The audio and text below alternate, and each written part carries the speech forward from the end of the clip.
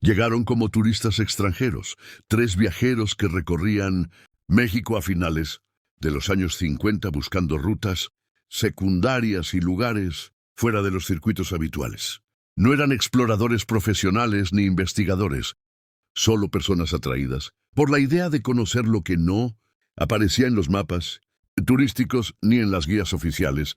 El desvío ocurrió tras escuchar un comentario casual en un poblado cercano a la selva. Se hablaba de unas ruinas antiguas, vinculadas a una construcción subterránea abandonada, a las que se accedía por un sendero poco utilizado. Nadie dio detalles claros, y nadie se ofreció a acompañarlos. Pero tampoco hubo una advertencia directa que los hiciera desistir. Los registros posteriores indican que el grupo avanzó siguiendo un camino estrecho, cubierto por la vegetación, que conducía hacia una zona donde el terreno cambiaba de forma abrupta. Restos de muros de piedra, una entrada parcialmente colapsada y señales de actividad antigua sugerían que aquel lugar había sido utilizado y luego abandonado sin explicación conocida. Horas después, los 3 dejaron de ser vistos. No se encontraron señales de huida ni indicios de violencia. El vehículo permanecía estacionado en el punto donde lo habían dejado, con pertenencias personales intactas. Para quienes revisaron la zona días más tarde, la escena no correspondía a un accidente ni a una desaparición apresurada. Desde entonces, el lugar nunca volvió a ser localizado de la misma manera. Los intentos por regresar condujeron a trayectos distintos, ruinas que parecían desplazarse y referencias que no coincidían entre sí. Esta historia no habla solo de 3 turistas que desaparecieron, sino de un sitio que parece no permitir que su recorrido sea repetido 2 veces. Antes de continuar, cuéntanos desde qué país y ciudad nos escuchas. Nos encanta saber dónde estás escuchando, y si te interesan estos casos, suscríbete para ayudarnos a llegar a los 1000 suscriptores y deja tu like. Ahora sigamos. A finales de la década de 1950, viajar por ciertas regiones de México implicaba aceptar zonas donde la información era fragmentaria y los mapas resultaban incompletos. En áreas de selva espesa y terrenos poco intervenidos, muchos caminos secundarios existían más por tradición oral que por registro oficial. Algunos de ellos conducían a ruinas, estructuras olvidadas o espacios que habían sido abandonados sin una explicación clara. Los 3 turistas extranjeros que protagonizan esta historia se encontraban recorriendo el país de manera independiente, sin un itinerario rígido. Habían viajado antes por otros lugares de América Latina y confiaban en su experiencia como viajeros. Para ellos, desviarse de una ruta principal no representaba un riesgo, sino una oportunidad de conocer un México distinto al que aparecía en las postales. Según los pocos datos disponibles, el interés del grupo se centró en un sitio mencionado de forma ambigua por habitantes de un poblado cercano. Se hablaba de restos antiguos y de una construcción subterránea parcialmente colapsada, ubicada más allá de un sendero poco utilizado. Nadie describió el lugar con precisión, y las referencias parecían cambiar según quien las contara. Lo que resulta relevante no es solo la falta de información, sino la actitud general ante el sitio. No existían advertencias formales, pero sí una cautela evidente. Las respuestas eran evasivas, las indicaciones incompletas, y las conversaciones tendían a cerrarse rápidamente cuando el tema surgía. Aún así, el camino no estaba prohibido ni señalizado como peligroso. Esta historia se reconstruye a partir de testimonios indirectos, registros mínimos y observaciones realizadas después de los hechos. No pretende ofrecer una explicación definitiva, sino exponer una secuencia de acontecimientos donde el misterio no surge de lo extraordinario inmediato, sino de la forma en que un lugar parece resistirse a ser recorrido, registrado o comprendido bajo los parámetros habituales. El último registro claro de los 3 turistas data de la mañana en que dejaron la carretera principal. Habían pasado la noche en un pequeño poblado cercano a la selva y, según el encargado del lugar donde se alojaron, parecían tranquilos, incluso entusiasmados. con la idea de explorar un sitio poco conocido antes de continuar su viaje. No dejaron demasiada información. Pagaron en efectivo.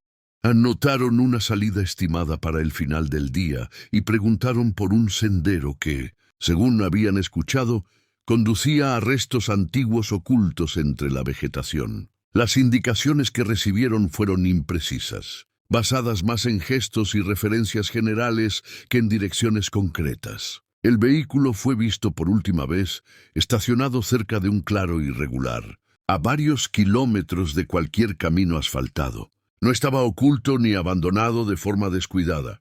Las puertas estaban cerradas, el interior ordenado y los objetos personales visibles desde el exterior, como si esperaran regresar en pocas horas. El sendero comenzaba a pocos metros del lugar. Era estrecho, cubierto parcialmente por hojas y ramas, pero claramente marcado por el paso antiguo. No había señales recientes de uso constante, lo que indicaba que no se trataba de una ruta frecuentada. Aún así, avanzaba de forma definida hacia el interior de la selva. Según huellas poco claras encontradas después, los tres caminaron juntos durante el primer tramo. No parecía haber prisa ni desorganización. El terreno, aunque irregular, no presentaba dificultades extremas. La vegetación se cerraba gradualmente, reduciendo la luz natural y alterando la percepción de distancia. A medida que el sendero avanzaba, comenzaron a aparecer restos de estructuras de piedra cubiertas por musgo. No eran ruinas monumentales, sino fragmentos dispersos, como si pertenecieran a una construcción mayor que había sido desmantelada o absorbida por el entorno con el paso del tiempo. En uno de esos puntos, el camino parecía descender de forma poco natural. El suelo se volvía más compacto y el aire más denso. No se encontraron señales de derrumbe reciente ni de actividad animal intensa. El lugar transmitía una quietud difícil de explicar, incluso para quienes revisaron la zona después. Las pertenencias halladas días más tarde no indicaban una retirada abrupta. No había mochilas abiertas, ropa descartada, ni herramientas abandonadas en el sendero. Todo sugería que el avance había sido continuo, sin interrupciones evidentes ni señales de alarma inmediata. Lo más desconcertante fue la ausencia de huellas claras más allá de cierto punto. El sendero continuaba visible, pero el rastro del grupo se volvía inconsistente, como si el terreno hubiera sido alterado después de su paso, o como si el recorrido hubiera cambiado de forma sutil. Desde ese momento, cualquier intento de reconstruir con precisión lo ocurrido se vuelve especulativo. Lo único verificable es que los tres turistas ingresaron al sendero juntos y que, a partir de ese punto, el camino dejó de ofrecer respuestas claras sobre su recorrido.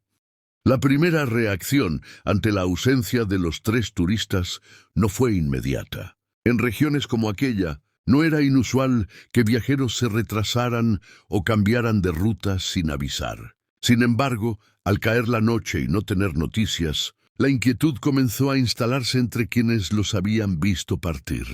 A la mañana siguiente, el encargado del alojamiento revisó el registro y notó que la fecha de Mites salida ya había quedado atrás. No había mensaje, nota ni indicación de un cambio de planes. El vehículo seguía donde lo habían dejado, intacto, sin señales de intento de marcha o manipulación posterior. Un pequeño grupo de habitantes decidió acercarse al claro donde comenzaba el sendero. No buscaban internarse en la selva, solo verificar si había indicios evidentes de un accidente o de un regreso frustrado. Lo que encontraron fue un entorno extrañamente inalterado, como si el tiempo no hubiera avanzado allí desde el día anterior. Las huellas visibles en el primer tramo del sendero eran pocas y confusas. No correspondían claramente a tres personas caminando juntas. Algunas parecían superpuestas, otras se interrumpían sin explicación. A medida que avanzaban unos metros, el rastro se volvía irregular, perdiendo coherencia de forma gradual. Uno de los hombres recordó que ese sendero no era usado desde hacía años. No por peligro explícito, sino porque dejaba de llevar a donde debía. La frase, repetida de manera casi automática, no fue explicada en ese momento. Nadie pidió aclaraciones, y el grupo decidió no avanzar más. Las autoridades locales fueron notificadas de manera informal. Sin denuncia oficial ni evidencias claras de delito, la respuesta fue limitada. Se recomendó esperar algunos días antes de iniciar cualquier búsqueda formal, considerando la posibilidad de un retraso voluntario. Durante ese tiempo, algunos intentaron regresar al punto donde el rastro se volvía inconsistente. Cada intento producía una sensación similar. El sendero parecía distinto según la hora del día. Curvas que antes eran evidentes se volvían rectas, y referencias naturales no coincidían con recuerdos recientes. Uno de los habitantes aseguró haber escuchado voces apagadas en la selva durante la noche. No eran gritos ni llamadas de auxilio, sino sonidos breves, como fragmentos de conversación que se disolvían antes de poder entenderse. Nadie salió a comprobarlo. Al tercer día, se decidió no avanzar más allá del límite marcado por la vegetación densa. La falta de señales claras y la sensación compartida de desorientación llevaron al grupo a retirarse. El sendero permanecía visible, pero ya no ofrecía una continuidad lógica. A partir de ese momento, la desaparición dejó de tratarse como un simple extravío. No había pruebas suficientes para afirmar un accidente, pero tampoco indicios de una salida voluntaria. El camino había sido recorrido, pero su recorrido ya no podía ser reconstruido de manera fiable. Con el paso de los días, la desaparición de los 3 turistas comenzó a adquirir una dimensión distinta. Ya no se trataba solo de una ausencia prolongada, sino de una situación que desafiaba los patrones habituales de extravío en la región. No había señales de avance, retroceso ni desvío claro. El sendero parecía haber absorbido cualquier indicio de su paso. Un agente enviado desde una cabecera municipal intentó levantar un informe básico. Su recorrido no superó los primeros tramos del camino. Señaló que el terreno no mostraba condiciones extremas y que, en circunstancias normales, 3 personas habrían dejado rastros más evidentes. La falta de huellas continuas fue registrada como una anomalía. Durante esa inspección, se observó que ciertas marcas en el suelo no correspondían al calzado de los turistas. No eran huellas animales claras ni pisadas humanas definidas. Aparecían y desaparecían sin una secuencia lógica, como si el terreno hubiera sido alterado después de ser recorrido. El agente también notó que el silencio de la selva era irregular. En algunos puntos, los sonidos habituales estaban presentes. En otros, se producía una quietud total, sin insectos ni aves visibles. Esa variación no coincidía con cambios de hora ni de clima, lo que resultó difícil de explicar. Al consultar a habitantes más antiguos, surgieron referencias vagas a la zona.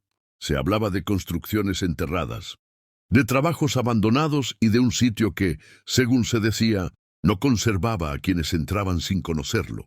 Ninguno de estos comentarios fue incorporado de manera formal al informe.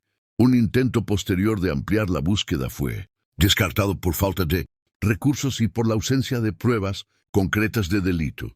Sin cuerpos, sin señales de lucha y sin denuncias internacionales inmediatas, el caso quedó suspendido en un estado indefinido. Mientras tanto, el vehículo de los turistas permanecía inmóvil. Con el paso del tiempo, comenzó a mostrar signos de deterioro natural, pero nadie se atrevió a retirarlo. Para algunos, moverlo implicaba cerrar una historia que aún no había sido comprendida. Al caer la noche, quienes vivían cerca del sendero evitaban transitar por la zona, no por miedo explícito, sino por una sensación persistente de incomodidad. Se decía que, en ciertos momentos, el camino parecía extenderse más de lo habitual, como si el trayecto se alargara sin razón.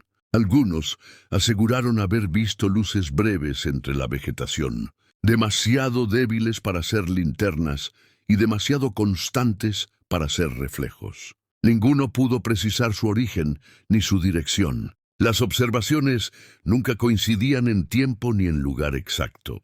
Así, el caso quedó atrapado entre registros incompletos y relatos que no podían verificarse. Los 3 turistas habían ingresado a un sendero definido, pero todo lo que siguió después parecía escapar a cualquier intento de documentación precisa. Con el paso de las semanas, la desaparición de los tres. Turistas dejó de ser una noticia activa y comenzó a transformarse en un asunto incómodo. No había avances, pero tampoco una conclusión. El caso se deslizaba lentamente hacia el olvido administrativo, aunque no hacia el olvido local. Algunos habitantes empezaron a evitar mencionar el sendero por su nombre. Se referían a él como el desvío o simplemente ese camino. No existía una prohibición formal, pero la costumbre de no señalarlo directamente se fue imponiendo con naturalidad. Un trabajador forestal aseguró haber recorrido parte del trayecto semanas después, siguiendo una ruta que creía recordar. Según su testimonio, el sendero parecía continuar más allá de donde antes terminaba, descendiendo hacia una zona más húmeda, con restos de piedra apenas visibles entre la vegetación. En ese punto, afirmó haber encontrado fragmentos de una estructura enterrada. No se trataba de una ruina completa, sino de muros bajos y entradas selladas de manera rudimentaria, como si alguien hubiera intentado clausurarlas sin los medios adecuados. No volvió a acercarse. Días más tarde, al intentar regresar con otra persona, no logró localizar el mismo acceso. El terreno parecía haber cambiado de forma sutil. Árboles caídos, curvas desplazadas, y una densidad distinta de vegetación impedían reconocer referencias que antes parecían claras.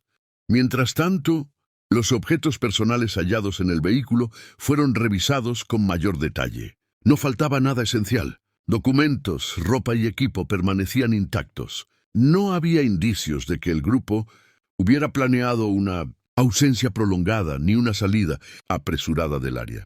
Uno de los habitantes recordó entonces un episodio antiguo, ocurrido décadas atrás, en el que otros viajeros habían seguido un camino similar y nunca regresaron.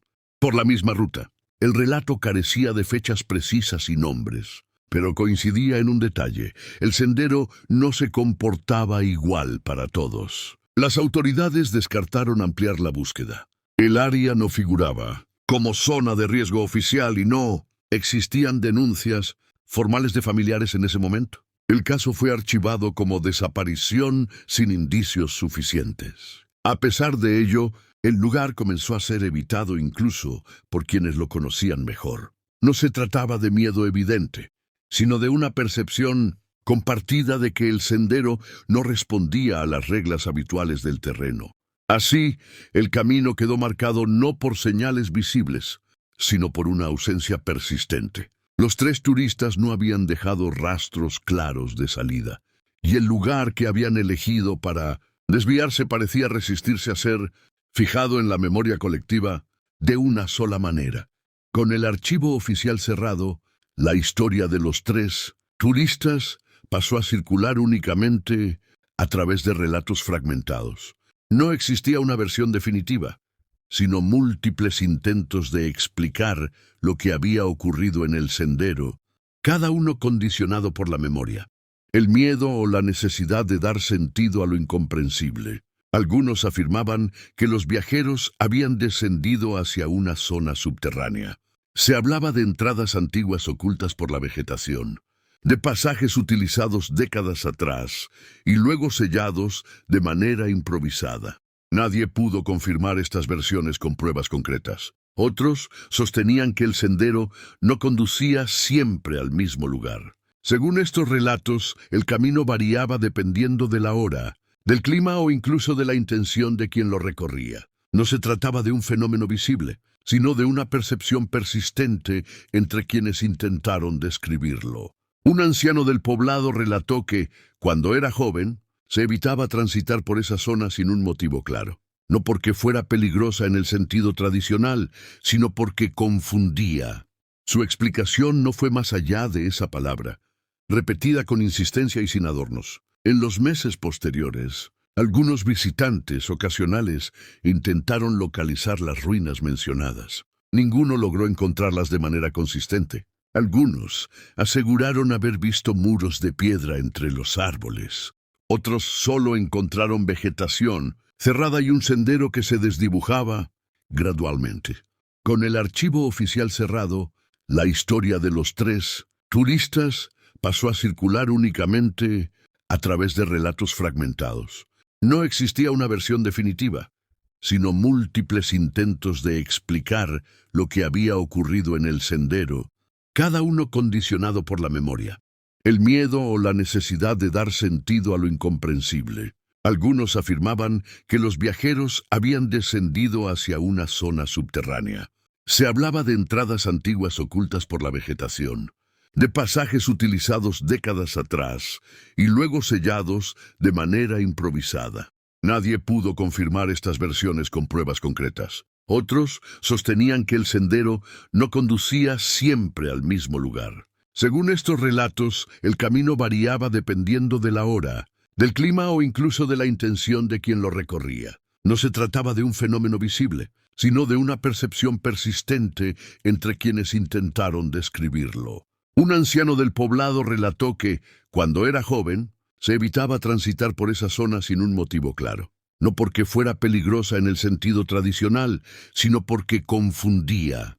Su explicación no fue más allá de esa palabra, repetida con insistencia y sin adornos. En los meses posteriores, algunos visitantes ocasionales intentaron localizar las ruinas mencionadas. Ninguno logró encontrarlas de manera consistente. Algunos aseguraron haber visto muros de piedra entre los árboles.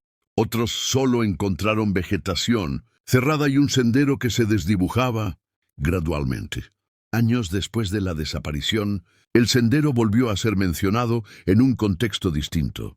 Un grupo reducido de trabajadores temporales, contratados para realizar un levantamiento básico del terreno, reportó dificultades para mantener referencias estables dentro de esa zona específica de la selva. Según su testimonio, los instrumentos de medición no presentaban fallas técnicas, pero los puntos marcados en el terreno parecían desplazarse entre una jornada y otra. Estacas colocadas un día no coincidían con las coordenadas registradas al siguiente, aun cuando no había señales de intervención externa. Uno de los trabajadores aseguró haber encontrado restos de una construcción parcialmente enterrada, similares a las descritas años atrás. No se trataba de un sitio accesible, sino de una abertura sellada con piedras y tierra compactada, cubierta por raíces que parecían haber crecido de forma antinaturalmente densa. Al intentar documentar el hallazgo,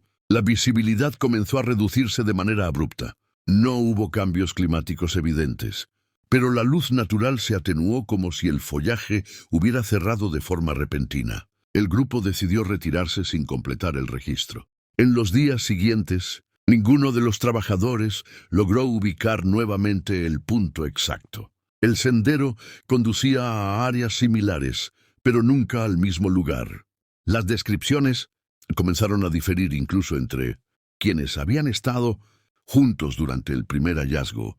Uno de ellos relató una sensación persistente de desorientación, aun cuando seguía marcas visibles en el suelo. No se trataba de perderse en el sentido tradicional, sino de una dificultad para reconocer trayectos recorridos minutos antes. Los informes presentados fueron considerados poco concluyentes y no generaron acciones posteriores. Sin evidencias claras ni consecuencias inmediatas, el proyecto fue abandonado y la zona quedó fuera de futuras evaluaciones oficiales. A partir de entonces, el sendero volvió a quedar en silencio. No hubo nuevos intentos formales de exploración ni interés institucional por esclarecer lo ocurrido décadas atrás. El caso permaneció archivado bajo la categoría de desaparición sin resolución.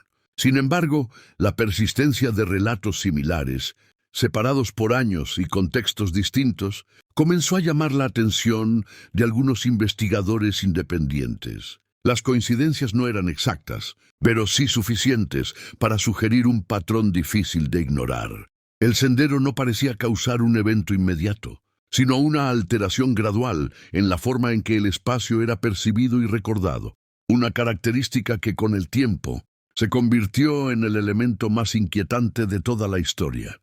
Con el paso del tiempo, el sendero dejó de figurar incluso en los relatos más recientes. No fue borrado de los mapas, simplemente dejó de ser mencionado.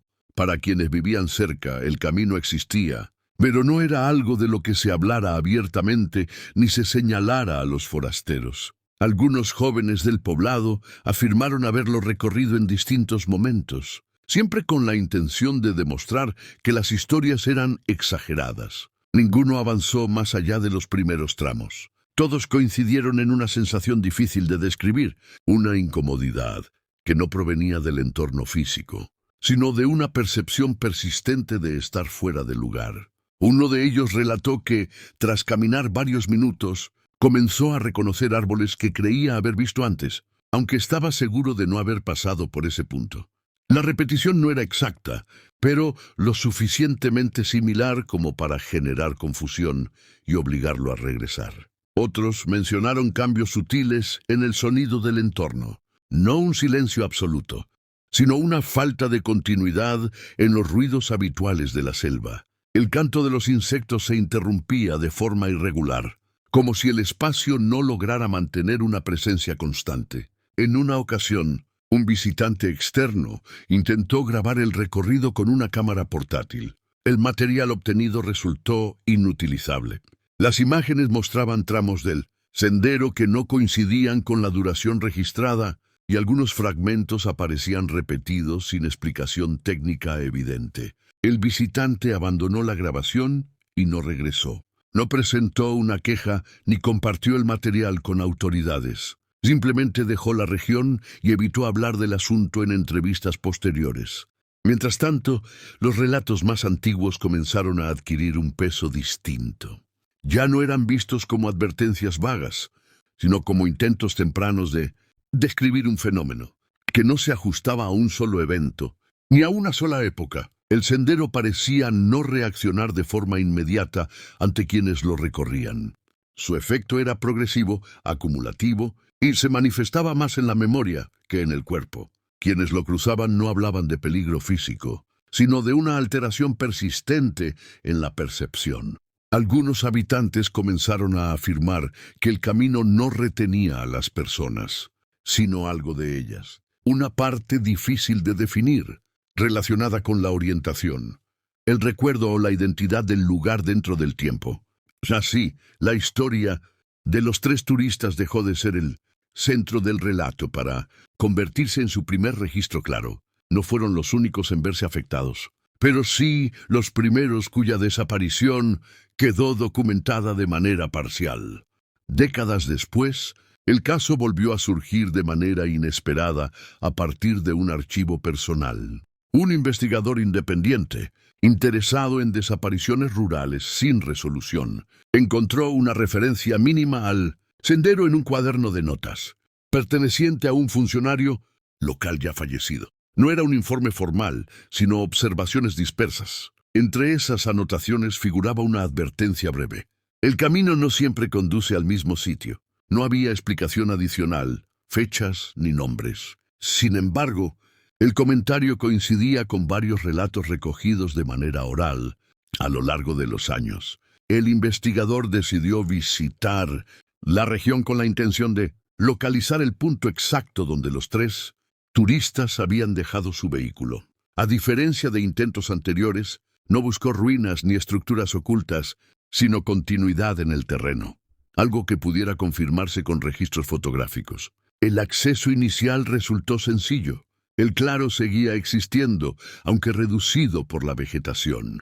Sin embargo, el sendero que debía partir de allí no era evidente. Lo que antes había sido descrito como un camino definido ahora parecía una sucesión de aperturas, naturales, sin una dirección clara. Tras avanzar algunos metros, el investigador comenzó a notar inconsistencias entre sus notas y el entorno. Distancias que deberían haber tomado minutos se prolongaban sin explicación. Referencias visuales desaparecían al mirar atrás, como si el trayecto se reorganizara de forma imperceptible. Intentó marcar el recorrido con señales simples, pero al regresar sobre sus pasos, no todas permanecían donde las había colocado. Algunas estaban desplazadas, otras no aparecían. No hubo indicios de intervención humana o animal que justificaran esos cambios. Durante el recorrido, la sensación de orientación comenzó a deteriorarse. No se trataba de desorientación total, sino de una dificultad persistente para establecer una secuencia lógica del camino. El inicio y el final del trayecto parecían intercambiarse sin previo aviso.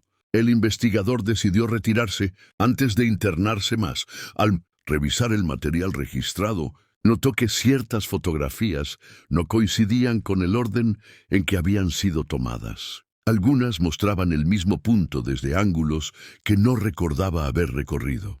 Días después, al intentar repetir el acceso, no logró encontrar el mismo punto de entrada. El claro parecía distinto y el entorno no ofrecía referencias consistentes. La experiencia coincidía de forma inquietante con los relatos anteriores. El investigador abandonó la región sin publicar un informe concluyente. Sus notas finales no intentaban explicar el fenómeno, solo advertían sobre la imposibilidad de documentarlo de manera estable. Así, el sendero continuó existiendo fuera de los registros oficiales, no como un lugar fijo, sino como una referencia cambiante, asociada a quienes intentaban recorrerlo con la intención de comprenderlo.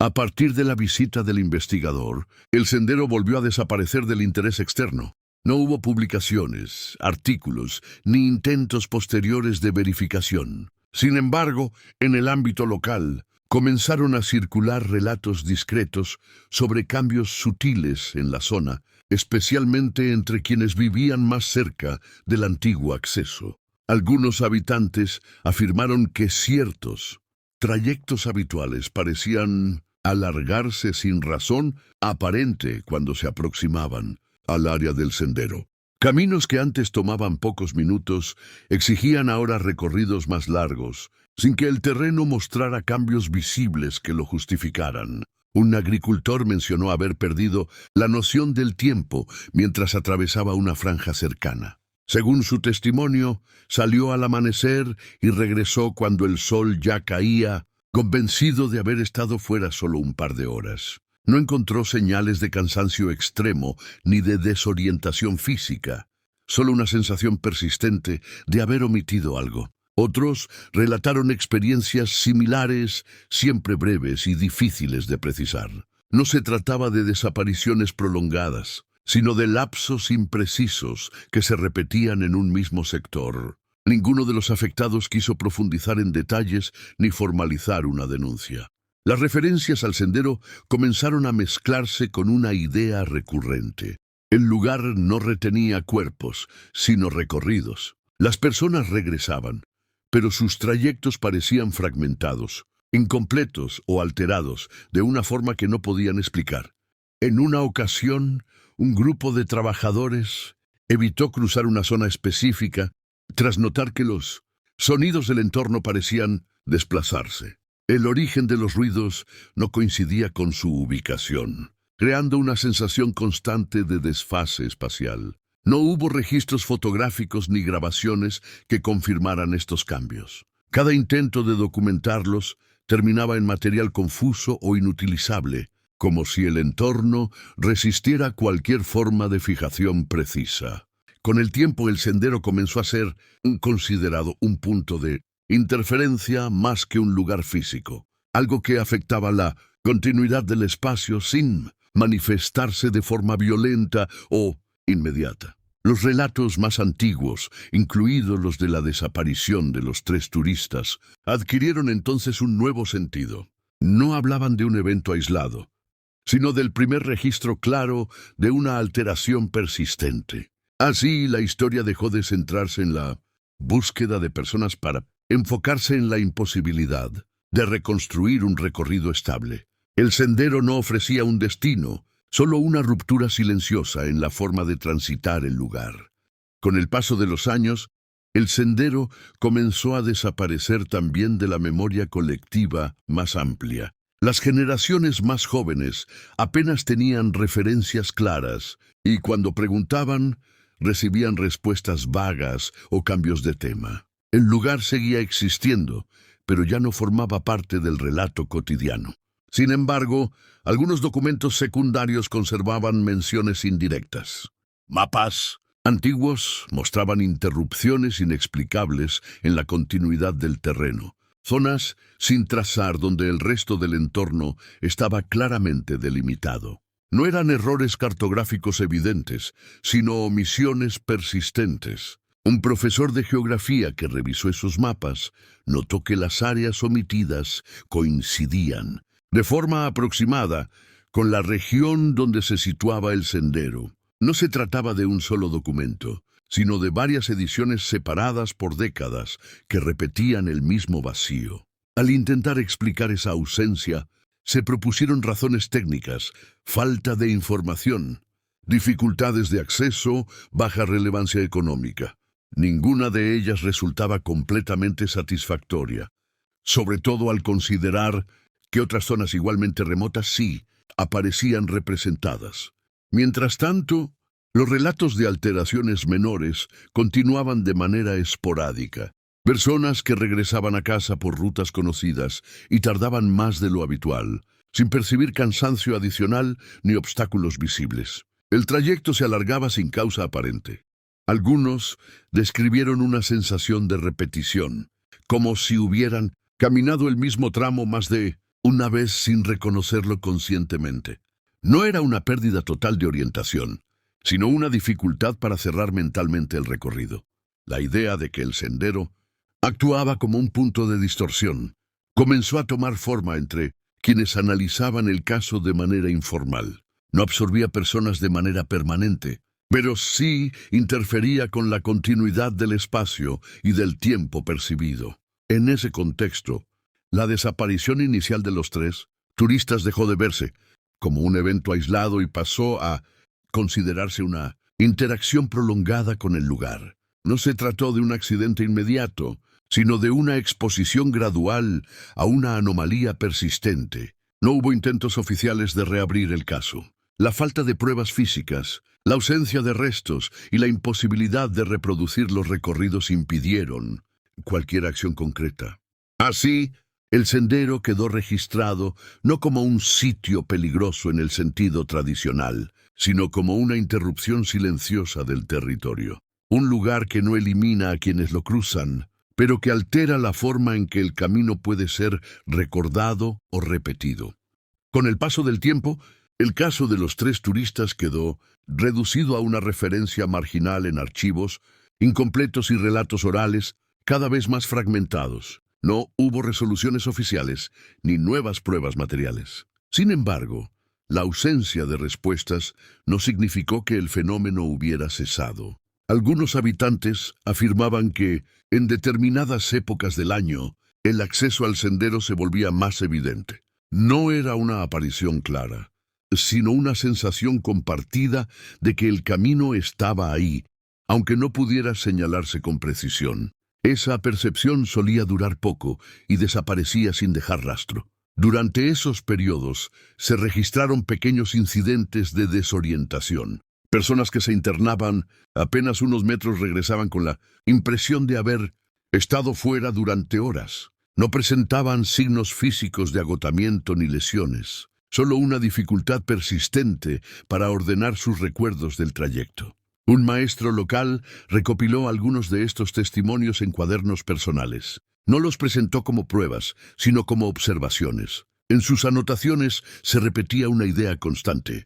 El sendero no se manifestaba como un lugar fijo, sino como una interrupción en la continuidad del entorno. El maestro también señaló que nadie lograba describir el camino de la misma forma dos veces. Las referencias cambiaban incluso en relatos del mismo testigo. Árboles que antes servían como punto de orientación dejaban de existir en versiones posteriores o aparecían desplazados. En una ocasión, un visitante afirmó haber escuchado pasos a su alrededor sin ver a nadie. No eran ruidos apresurados ni amenazantes, sino un acompañamiento irregular, como si alguien caminara fuera de sincronía con su propio ritmo. El visitante abandonó el lugar poco después y no regresó. No denunció lo ocurrido ni buscó explicaciones públicas. Simplemente dejó constancia de su experiencia en una conversación informal que luego fue recogida por terceros. Estos relatos nunca fueron suficientes para reabrir investigaciones, pero sí reforzaron la idea de que el sendero seguía activo de una forma difícil de medir. No atraía multitudes ni provocaba eventos visibles, pero continuaba alterando la experiencia de quienes se acercaban demasiado. Con el tiempo, la comunidad desarrolló una relación silenciosa con el lugar. No se le temía abiertamente, pero se le evitaba por consenso. Nadie discutía la razón. Bastaba con no cruzarlo. Así, el sendero permaneció como una presencia latente, no como un sitio marcado en mapas, sino como un vacío persistente en la forma de recorrer y recordar el territorio. Con el paso de las décadas, el sendero dejó de ser buscado, no porque hubiera sido resuelto, sino porque cualquier intento de fijarlo en un punto exacto resultaba inútil. El lugar seguía existiendo, pero ya no respondía a la lógica de los mapas ni a la necesidad humana de trazar recorridos claros. Los registros oficiales conservaron apenas una referencia mínima a la desaparición de los 3 turistas extranjeros. No había fotografías del interior del sendero, ni informes concluyentes, ni coordenadas precisas. Solo constaba que ingresaron a una zona selvática y que nunca se pudo reconstruir su trayecto completo. A diferencia de otros casos de desaparición, no surgieron restos ni evidencias que permitieran cerrar la historia de manera definitiva. Tampoco hubo testimonios directos que afirmaran haberlos visto salir. Su ausencia quedó suspendida en un punto intermedio entre la pérdida y la imposibilidad de confirmar un final. Con el tiempo, la comunidad asumió que el sendero no actuaba como una trampa inmediata, sino como un espacio que alteraba la continuidad del paso. No retenía cuerpos de forma visible, pero sí parecía fragmentar el recorrido y la memoria de quienes lo atravesaban. Los relatos posteriores nunca hablaron de violencia ni de persecución. Lo que se repetía era una sensación constante de desplazamiento incompleto, de trayectos que no cerraban, de caminos que no llevaban exactamente a donde debían llevar. En ese contexto, la desaparición de los 3 turistas adquirió un significado distinto. No fueron víctimas de un evento puntual, sino parte de un registro más amplio de interacciones fallidas con un lugar que no permite ser recorrido bajo las reglas habituales. El sendero no reclamó atención ni dejó marcas evidentes de su presencia. Simplemente continuó existiendo de forma intermitente, apareciendo y desvaneciéndose según condiciones que nadie logró identificar con certeza. Quienes conocieron la historia optaron por no desafiarlo, no por temor explícito, sino por una comprensión tácita de que no todo camino necesita ser transitado para ser real. Así, el caso quedó abierto de una manera poco común, no como un misterio a resolver, sino como una advertencia silenciosa sobre los límites de la exploración y la fragilidad de los recorridos humanos frente a ciertos lugares. Porque en algunas regiones, el verdadero enigma no es desaparecer, sino intentar volver por el mismo camino y descubrir que ya no existe de la misma forma. Si llegaste hasta aquí, gracias por escuchar este caso. Apóyanos suscribiéndote para llegar a los 1000 suscriptores y dejando tu like.